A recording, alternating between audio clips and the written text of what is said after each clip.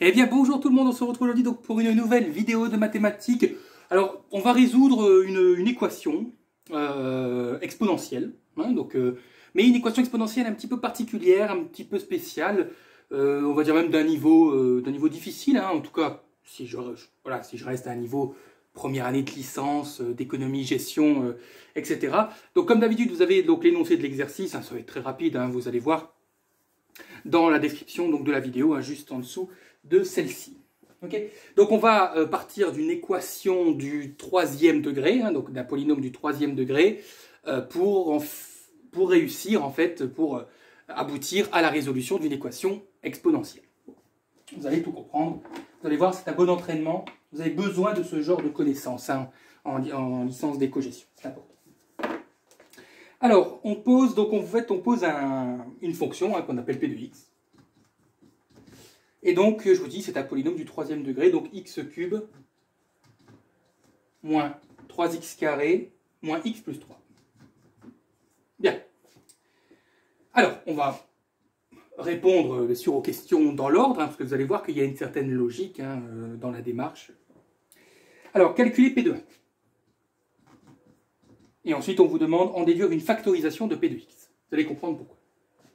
Donc, c'est un polynôme du troisième degré. Alors, c'est vrai que quand on doit chercher les racines, enfin en gros résoudre une équation donc, avec un polynôme du troisième degré, bon, il y a plusieurs techniques.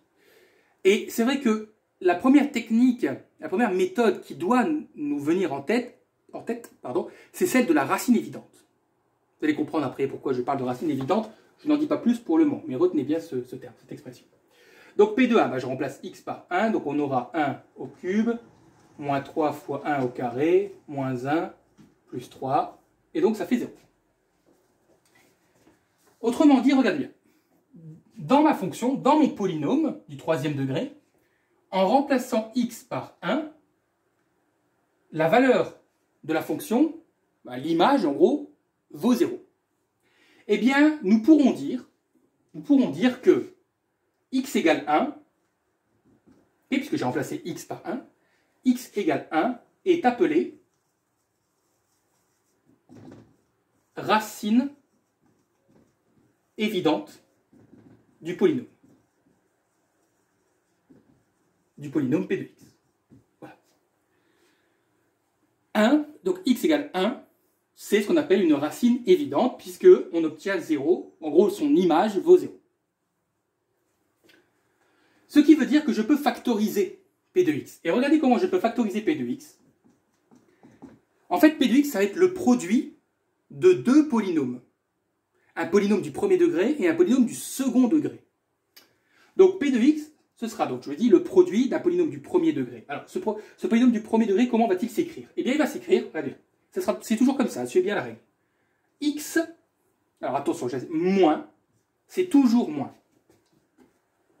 Bon, je l'écris comme ça peut paraître un peu ridicule, mais moi, je veux que vous le reteniez. Voilà. Toujours. Le moins, c'est toujours. Ok? Donc, x moins la racine évidente. La racine évidente, on a dit que c'était 1. Ok. Facteur, puisque je vous ai dit que c'était le produit de deux polynômes. Alors, on va avoir ici un polynôme du second degré. Sauf que ce polynôme du second degré, on ne le connaît pas. Comment ça? Ah oui, on ne sait pas. C'est quoi un polynôme du second degré? C'est ax carré plus bx plus c.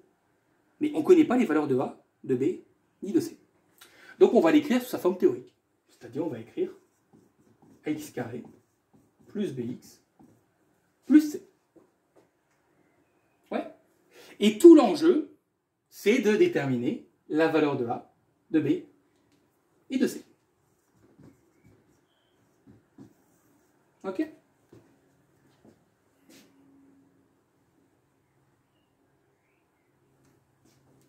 Donc je vais m'atteler à cette tâche, trouver la valeur de a, de b et de c.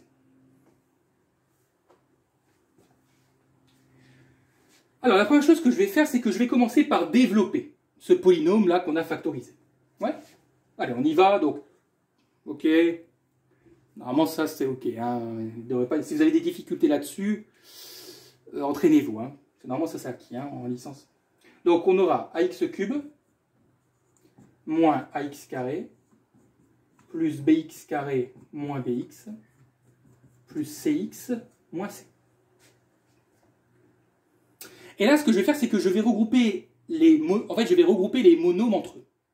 C'est-à-dire que je vais regrouper les x cubes entre eux, les x carrés entre eux et les x entre eux. Et les constantes, on les laisse au bout. Bon, x au cube, il n'y en a qu'un. Donc on laisse ax cube. Les carrés, il y en a combien? Il y en a deux. Hein. OK? Ce que je vais faire, puisque x carré est commun à moins ax carré plus bx carré, je vais pouvoir factoriser par x carré. Ouais. Donc, je vais écrire plus x carré, facteur de quoi? Je factorise, hein. C'est une factorisation. Hein. Bah, facteur de quoi? Quand on factorise, qu'est-ce qu'on fait? On écrit le facteur commun, et dans la parenthèse, on met tout le reste. Donc, moins a plus b. Moins a plus b, permettez-moi d'écrire b moins a. On va regrouper les x ensemble. Enfin, c'est bien, tout est dans l'ordre, hein, donc ils sont ici. Et c'est la même chose, étant donné que x est facteur commun, je peux factoriser donc par x. Donc on aura x. Et donc qu'est-ce qui reste? Moins b plus c. Permettez-moi d'écrire c moins b. Et puis attention, hein, il reste le moins c ici qui est tout seul. Bien. Bien. Pourquoi on en arrive là? Vous êtes d'accord avec moi que ce polynôme, ici, doit être le même que celui-ci. Là, les deux doivent être égaux. Ça doit être les mêmes polynômes. Puisque on nous a demandé, en fait, de réécrire P de x sous forme factorisée. Là, qu'est-ce qu'on a fait? On a développé P de x avec son polynôme du premier degré, son polynôme du second degré. On a regroupé les choses. Mais vous êtes d'accord que c'est le même polynôme. C'est le même. Donc, cette écriture ici, cette écriture développée doit être la même que cette écriture développée de l'énoncé. Bien. Qu'est-ce que ça signifie? Eh bien, regardez bien. Si nous voulons que ces deux polynômes soient les mêmes, quelle doit être la valeur de a? Regardez bien. Nous avons x au cube là. Suivez bien. Hein. Je sais que j'ai déjà fait des vidéos, mais pour ceux qui découvriraient, j'ai x au cube qui est ici. J'ai x au cube qui est là.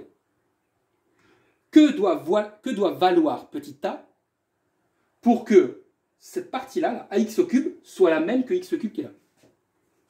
Allez, ça doit être instinctif.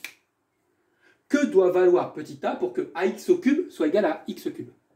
Bah, a doit être égal à 1. Si a est égal à 1, ça fait 1 fois x au cube, ça fait bien x au cube. Donc pour le moment, les polynômes sont égaux. Donc petit a doit être égal à 1. Ok. Regardez bien, c'est là où peut-être ça se complique, mais vous allez comprendre la technique, l'idée. Dans mon polynôme de départ, j'ai moins 3x carré. Ouais, j'ai moins 3x carré. Moins 3 devant le x carré là. Si les deux doivent être les mêmes, là j'ai le x carré qui est là. Je l'ai ici. Pour que les polynômes soient les mêmes, à quoi doit être égal b moins a? Ben, b moins a il doit être égal à moins 3.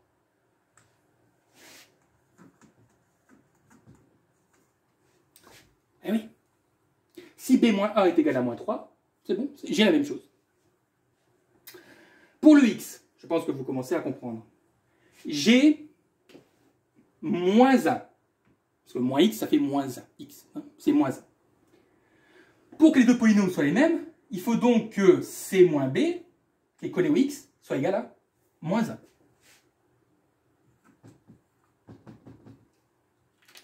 Et mon petit solitaire, le moins c, c'est la constante. Dans mon polynôme de départ, la constante vaut 3. Si je veux que les deux polynômes soient les mêmes, il faut que moins c soit égal à 3. Ce que je viens de faire, On appelle ça une identification.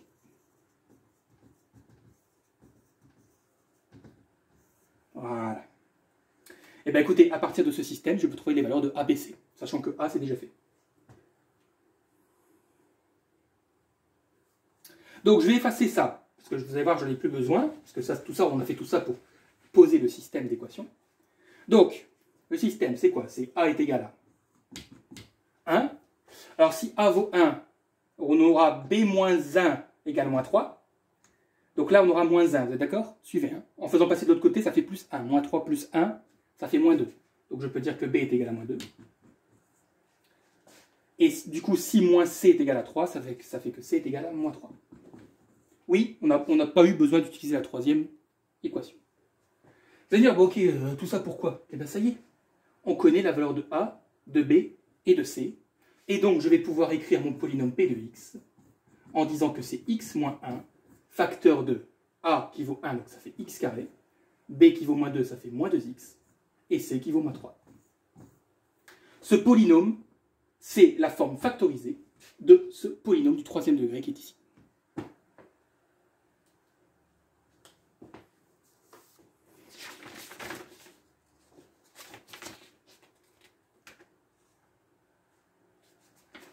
Ouais.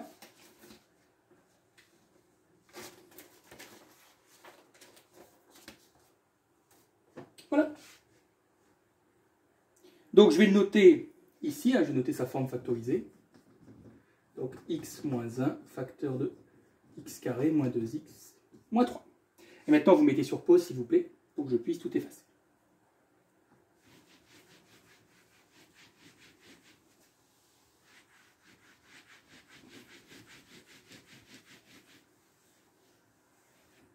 Vous voyez, donc quand on dispose d'une racine évidente, on peut factoriser un polynôme du troisième degré avec un polynôme du premier et un polynôme du second degré. Alors, on vous demande de résoudre l'équation P de x égale 0. Vous doutez bien que si on vous avait fait tout ça, c'est pas pour rien. Hein. Bah écoutez, vous savez résoudre une équation du troisième degré? Bah, pas en économie, en niveau licence d'économie, non. Donc c'est pour ça qu'on vous a fait factoriser P de x, on va utiliser celui-ci. Donc résoudre P de x égale 0, ça revient à résoudre x moins 1 facteur de x carré moins 2x moins 3 égale 0. Or vous savez qu'un produit est nul si au moins l'un des deux facteurs est nul. Donc x moins 1 égale 0 ou x carré moins 2x moins 3 est égal à 0. Ce que vous ne saviez pas résoudre, vous pouvez le résoudre avec la forme factorisée. Donc on aura x égale 1. Ou, et ben là on a un polynôme du second degré, alors on y va, delta. Alors écoutez, ça c'est ok. Hein. Donc b carré ça va faire 4, moins 4 fois moins 3, donc 4 plus 12 ça fait 16. C'est positif, donc il y a deux solutions, la racine vaut 4. Donc on aura 2 moins 4 sur 2, ça fait moins 1. Et 2 plus 4 sur 2, ça fait 3. Et donc nous avons trois solutions. Moins 1, 1 et 3.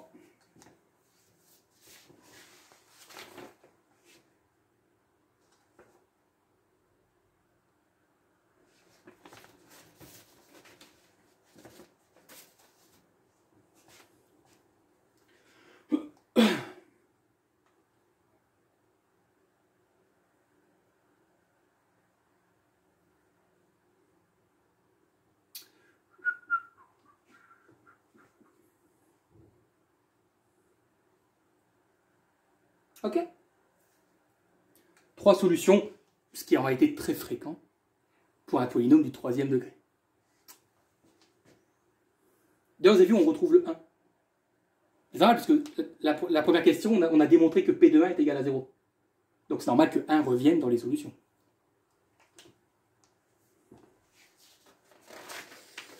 Et ensuite, donc c'est quoi la dernière question? Ah oui, donc du coup, voilà, c'est là l'intérêt de tout ce qu'on vient de faire. Je vais écrire les solutions. Hein. Donc, attendez, je vais écrire en petit, mais c'est important.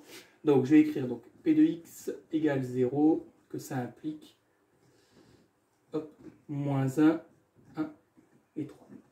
Voilà. Allez, parti.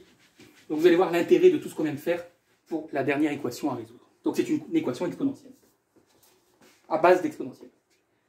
Donc exponentielle 3x, moins 3 exponentielle 2x, moins exponentielle x, plus 3 égale 0. Ouh! En effet, résoudre ça comme ça paraît impossible. Alors, on va se servir d'une propriété de l'exponentielle. J'espère que vous la connaissez, mais je vais évidemment vous la rappeler. Je vous rappelle que exponentielle ax, c'est aussi exponentielle x à la puissance a. Ouais. Ou à l'inverse, c'est la même chose. Hein, okay. En fait, quand vous avez une puissance à la puissance, les puissances se multiplient, donc vous retrouvez bien ax. Donc exponentielle 3x, je peux l'écrire comment? Je peux dire que c'est exponentielle x au cube. Hein, vérifiez, hein. Faites exponentielle x au cube, ça fait 3 fois x, ça fait bien 3x. Moins 3 exponentielle 2x, c'est exponentielle x au carré. Moins exponentielle x plus 3 égale 0. Et là, je vais procéder à ce qu'on appelle un changement de variable.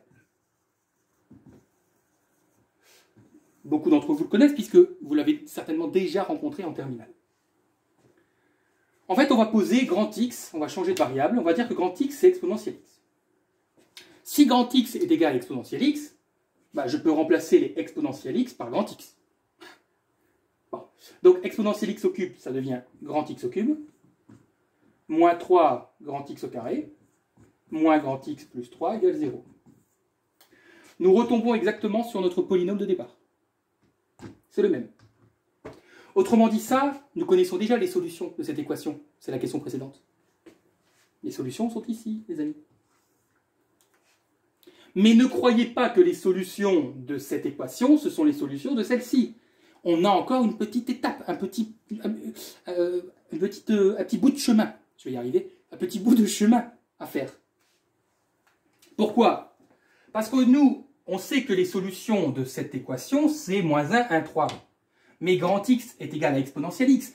Nous, dans cette équation-là, on ne veut pas les valeurs de grand X.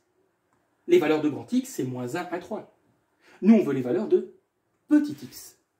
Donc, pour chaque solution, on va devoir poser 3 mini-équations. Chaque solution, nous allons devoir l'égaliser à l'exponentielle x. Donc, le grand X qui vaut moins 1, ce sera donc égal à exponentielle x. Le grand X qui vaut 1, pareil, exponentielle x. Et le grand X, la solution 3, égale à exponentielle x. Et là, nous allons pouvoir en déduire les valeurs de petit x. Alors ça, c'est impossible, puisque nous savons qu'une exponentielle est toujours positive, strictement même positive, donc moins 1, c'est pas possible. Et là, vous devez résoudre deux petites équations. Hein. Ça, c'est d'un niveau tout à fait terminal. Hein. Donc, ça fait x égale 0. Ouais. Et x égale ln de 3. Et voilà. Donc, les solutions de cette équation, ici, là, exponentielle en 1, les solutions, c'est 0 ln de 3.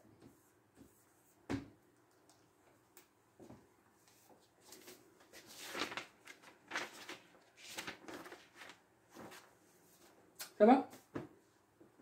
Non, normalement, ça va. Donc, vous voyez, quand vous avez ce genre d'équation, là, avec des exponentielles, et parfois, c'est utile de recourir d'abord à un polynôme du 3e degré.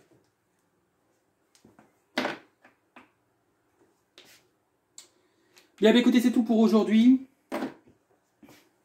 Écoutez, comme d'habitude, comme c'est une vidéo vacances, je vous souhaite à toutes et à tous de bonnes vacances et on se retrouve bien sûr à la rentrée pour un travail qui sera bien sûr plus assidu, hein, avec des vidéos bien plus fréquentes sur la chaîne. Voilà, en attendant, donc bonnes vacances et puis bon courage à ceux qui travaillent quand même.